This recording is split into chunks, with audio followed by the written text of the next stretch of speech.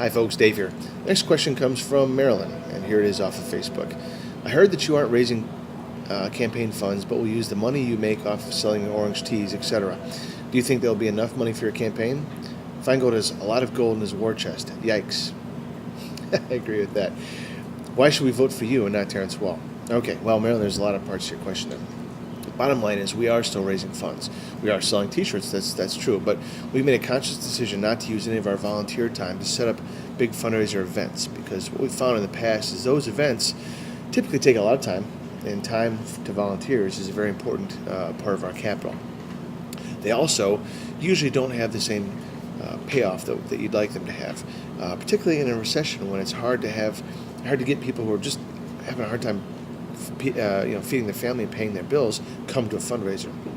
I don't think it's ethical either in a time like this to have an event for people who are going to give a lot of money, and people who can't give any money or very small amounts of money can't have the same level of access to me. That's not the way representative government is supposed to work. So we're in this for the people. We're not in it for the money.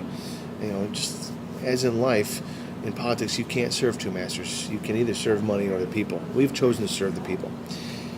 Your next question was, do we have enough money to run a good campaign? Yeah, we do. We are raising the amount of money we need, and we're doing things creatively, like you do in a startup business. And when you're lean and you're creative in how you get your message out, it's usually more effective, and it's oftentimes longer lasting than if you just buy your answers. And then finally, why should we vote for you and not Terrence Wall? Well, Terrence Wall is a nice guy. I've gotten to know him over the last several months, I guess now.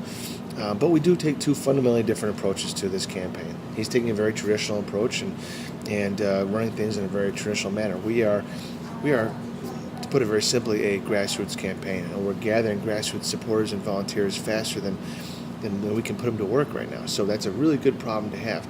I think that if you're looking for someone who's not going to be politics as usual, someone who's going to go to Washington and represent who you are, you need to look for someone who's more similar to you. And I think that I am more representative of the typical Wisconsin profile than Terrence Wall is. Thanks for your question. Appreciate it.